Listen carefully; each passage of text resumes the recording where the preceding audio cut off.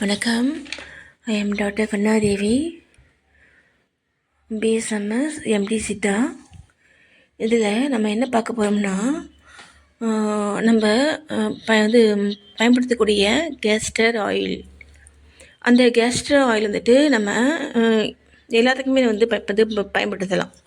அது எப்படின்னா, இப்போ நான் வந்துட்டு சொல்கிறேன் பாருங்க.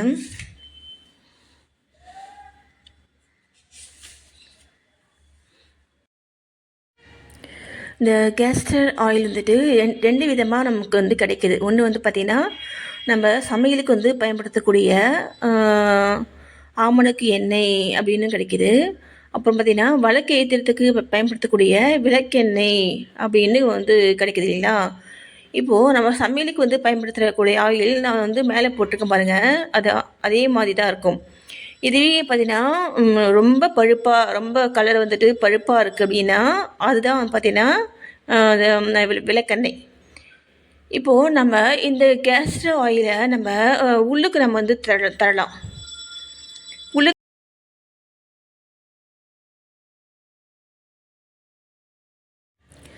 ஓகேங்களா. நம்ம உள்ளுக்கு நம்ம சாப்பிடும் பொழுது, அதாவது இன்டர்னலாக நம்ம சாப்பிடும் பொழுது, இது பார்த்திங்கன்னா லாக்ஸேட்டிவ், அதாவது மலை மிளக்கியாக பயன்படுது. ஓகேங்களா.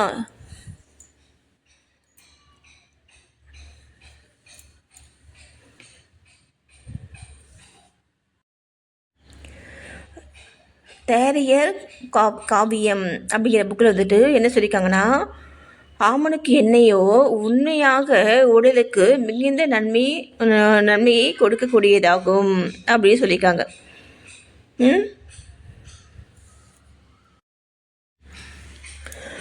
அப்புறம் பார்த்திங்கன்னா, இது குழந்தைகளை தாய்போல் வளர்க்கும் அப்படின்னு சொல்கிறாங்க. இதை பேதியாவதற்கு கொடுக்கலாம்.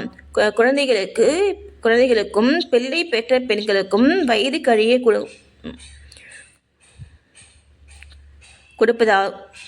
கொடுப்பதால் நமக்கு ஒரு சிறந்த நன்மையை தரும். அப்புறம் வயிற்று வலி, அப்புறம் சரியாக மோஷன் போகாமல் டைட்டாக இருக்குங்களா மோஷன், அந்த மாதிரி இருக்கவங்களுக்கு பார்த்திங்கன்னா, இதை நம்ம நைட்டி நம்ம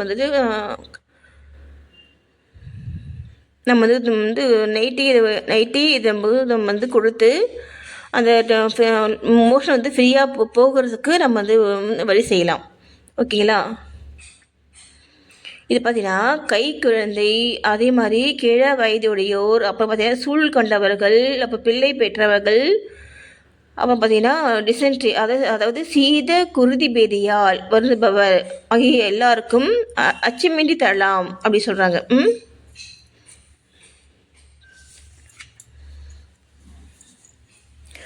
நம்ம பிள்ளை சின்ன குழந்தைகளுக்கு நம்ம தரோம் அப்படின்னா, அரை உச்சிக்கண்டி முதல் ஒரு உச்சிக்கண்டி அளவுக்கு தரலாம் அப்படின்னு சொல்கிறாங்க. உச்சிக்கண்டினா நம்ம இது இந்த டேபிள் ஸ்பூன் சொல்லும் பார்த்தீங்களா, அதுதான்.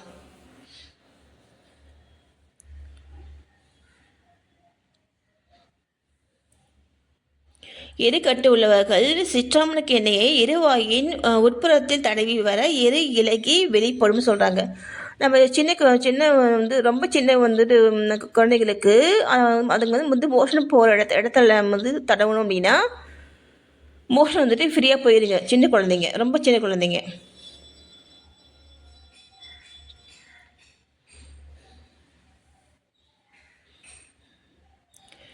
அப்புறம் இது எல்லா நோய்களுக்குமே தரலாம். அதாவது வாத நோய், பித்த நோய், கபநோய் அப்படின்ட்டு 3 குற்றத்தினால் வரக்கூடிய எல்லா நோய்களுக்குமே நம்ம இதை மலமிளக்கியாக பயன்படுத்தும் பொழுது நமக்கு நல்ல ரிசல்ட் இருக்கும்.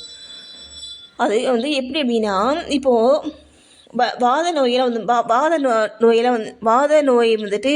இருக்கவங்க ஆமணக்கு எண்ணெய் 3 பங்கு, நல்லெண்ணெய் 2 பங்கு, அதே மாதிரி பசு நெய் பார்த்திங்கன்னா நெய் இருக்கு இல்லைங்களா, அது 1 பங்கு, இது மாதிரி சேர்த்து அந்த வாத நோயால்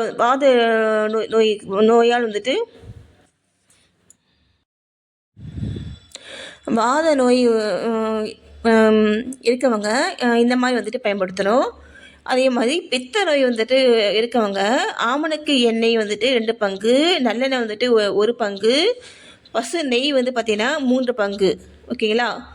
அதே மாதிரி கர்ப்ப நோய் வந்துட்டு இருக்கவங்க ஆமணக்கு எண்ணெய் வந்துட்டு 1 பங்கு, நல்லெண்ணெய் வந்துட்டு 3 பங்கு, பசு அதாவது நெய் பார்த்திங்கன்னா 2 பங்கு. இந்த மாதிரி நம்ம வந்து பயன்படுத்தும் பொழுது இந்த 3 குற்றத்தினால் வந்து உண்டாகக்கூடிய நோய்களுடைய வீரியம் வந்து குறைந்து அந்த நோய் வந்துட்டு முழுமையாக சரியாகும்.